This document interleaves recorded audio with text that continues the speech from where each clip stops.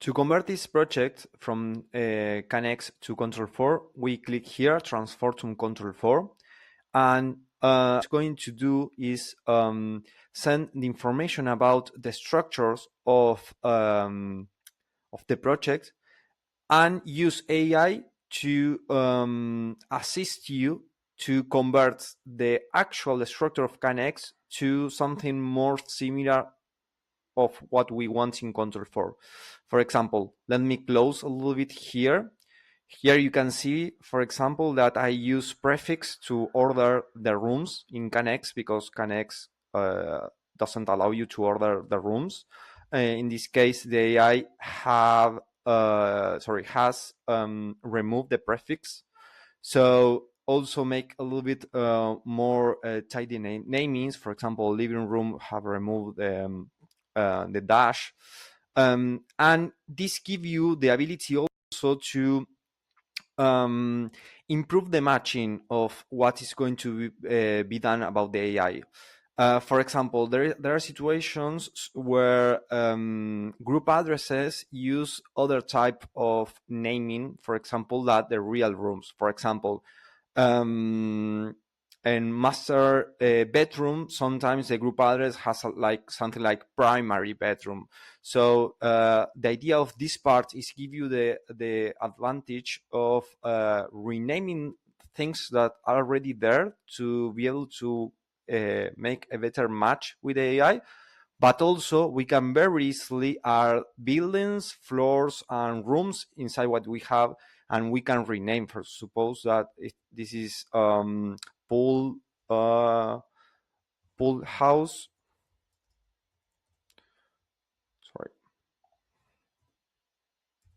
pool house. Then we have main, and then we have, for example, sauna and so on. We can add more rooms. Suppose that we have it in the group address. This way, we are sending this information to the AI, and we give them more context, and more likely to find the devices and do the right mapping. So once you have validated this, one important thing is you can't delete at this point rooms or buildings on floors if they are from KNX. And another thing I will recommend, if you can tweak a little bit the names to make better match of the group addresses, do it. It's going to improve a lot on the mapping. So when it's done, you go to next. And here, before processing the devices with the AI, we have two prompt text. One is a general user prompt that can be configured in the settings of your user, and you can enable if you want to use it or not in every project. This is the case, for example, you have always the same way to program or to do certain things, so you can use a general user prompt and use it when you want in every project.